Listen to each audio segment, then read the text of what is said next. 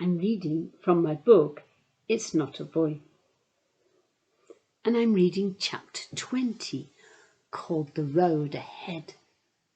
I'm on part 2, but so far the road ahead did not look good because I had not passed my 11 plus.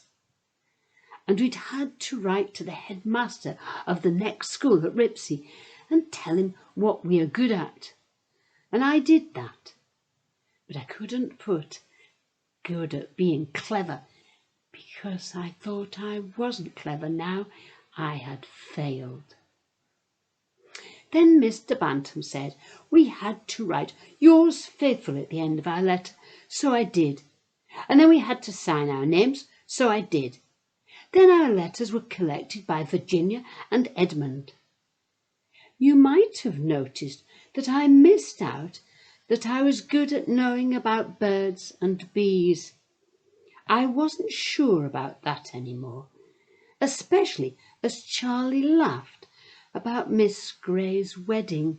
I did know about birds and I knew about bees, but Charlie knew something else that I didn't, so I missed that bit out just to be on the safe side.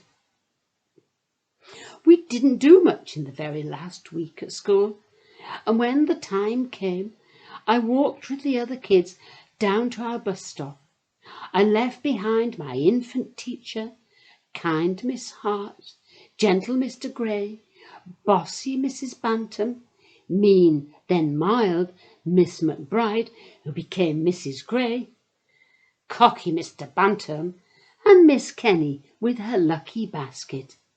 I just got on that bus and it revved its engine and took me to our lane end. It was all over. It was a dull summer. I still played with Brenda, of course, and sometimes she came to see me and sometimes I went to see her, and we went down her lane with Lucky Basket pulling the trap, and we played all our usual games. Then 2 things happened which were unusual. One thing was that Brenda gave me a lucky charm for my bracelet. Just like that. It wasn't my birthday or anything, because as you know, my birthday is in May and it was August by then. But she gave me a lucky charm all the same. Another different thing that happened was that my mum and dad said I could go to a dance. It was the annual Ringham dance, the one that was very special in the year. It was my first grown-up dance that I'd been allowed to go to. Our Gwendy had been before, and our Katie, of course, but I hadn't. First, though, my mum had to make our dresses. She made a lovely green one for herself, with net over it and sequins sewn on. Then she made a white strapless one out of brocade for our Katie. She had a bust now which would hold her dress up, which I thought was quite exciting. Mum made our Gwendy a lovely silky dress with blue flowers on. She had a bust as well, but not enough to hold up a whole dress, so she had straps. Then Mum made my dress, rattling away at night on a sewing machine. She made mine with the leftover scraps of green material from her own dress.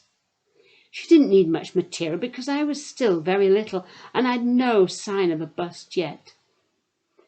There were no sequins left for me or net, but it was a very nice dress all the same. And the sad thing was that I had to wear my old school shoes to the dance. I didn't want to, but Mum said there was no way round it. There was nothing to be done. They were big and brown and clumsy, but they had to be worn. I had no others.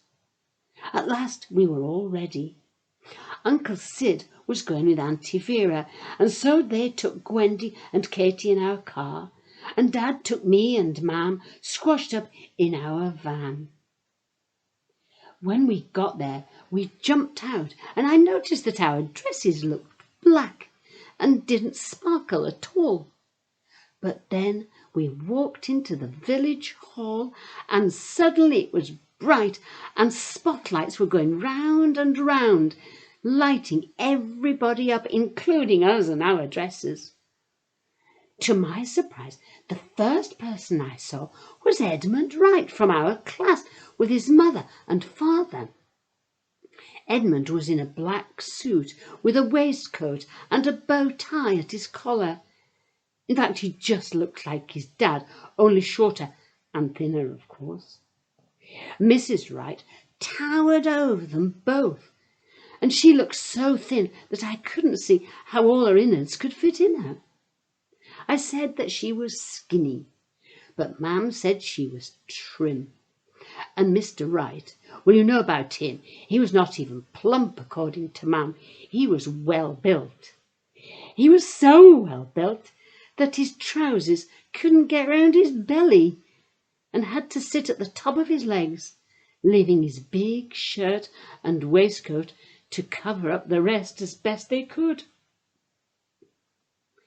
Suddenly the band struck up. Mr. and Mrs. Wright were the first on the floor. Then Uncle Sid and Auntie Vera jumped up. Auntie Vera looked lovely in her purple dress, made by Mam, with sequins and net, of course. They all set off with the quick step, forward march, and round they went. They must have been out of breath, but they didn't stop. Lots of people joined them till the dance floor was alive with colour whirring round and round in my head. I saw Virginia through the crowds. She was sitting on the side like me, watching the dancers. Then the band stopped, and the dance suddenly ended, and Auntie Vera and Uncle Sid came back to their seats near us. But they were only there for a second before they were back on the floor again, dancing. Soon a young man came across to our Katie to ask her to dance. She got up and blushed bright red. I hoped that her dress held up. I hoped she was careful in that strapless bodice, or else she would be blushing even more. Our Gwendy got up to dance as well. She danced with a friend, and I saw her going round and round with her flowers floating along with her. Then once even Mam and Dad got up to dance. I said even because Dad did not like dancing. And of course Mam couldn't dance with anybody else because she was married to my dad. When they had finished, they all came back to sit with me. Dad went to get a drink from the bar set up in the corner. He got me some lemonade, and our Gwendy had a tomato juice, which was fairly grown up, and our Katie had a sherry, because she was very grown up now, what with having a bust and dancing with a gentleman. I was thirsty, because even though I hadn't been dancing, I can tell you it was very hot in there. So I made a grab for my glass too quickly, and I spilt a bit. "A drop," said Mam. "You can't get a bit of liquid. It's a drop." Well, anyway, whatever it was, it went a long way, and it soaked into my green dress and made a massive wet patch at the top of my legs. I felt so ashamed, and I just sat there for a long time with my hands over my dark green stain so nobody could see it. And then I heard a voice. "May I have this dance?" And I looked up, and it was Edmund. He smiled a bit, and it was not a drop, it was a good bit of a smile. And then I smiled back and stood up, and I noticed that the stain had dried. Edmund knew all the steps, of course, and he tried to teach me, but I was hopeless. I just could not dance. Well, how could I? It wasn't likely, was it? I'd never danced like that before, and nobody told me you had to do the same as everybody else. You had to know the steps. Edmund had had lessons, of course. Forward, 1, 2, side, 1, 2. I just couldn't get the hang of it, and my big school shoes trod on his neat, jet black, shiny shoes so many times that he started to limp. Suddenly, though, the band stopped, and the dance ended. I was relieved, and I bet Edmund was too. He took me back to my seat, and the next time I saw him dancing, he was with Virginia. She knew what to do. I expected that her mother had sent her to lessons so that she could dance properly. I sat with my mum and Dad for the rest of the time. Dad took out his pipe and started to smoke. Then it was the last waltz. Mum pulled Dad up, and he put his thumb in the bowl of his pipe to put it out. Then he put it in his pocket, and they went off together. They were dancing a slow, careful waltz. Then it was all over. The main lights came on, and the spotlights went out, and the band played God Save the Queen. We all stood up, and some people sang. My mum sang with a beautiful voice, but Dad didn't. He just stood very upright. Then we rattled home in our van. After that, it was not long before Mam was rattling again. She was on her sewing machine, making my ripsy school uniform. What would happen at my new school?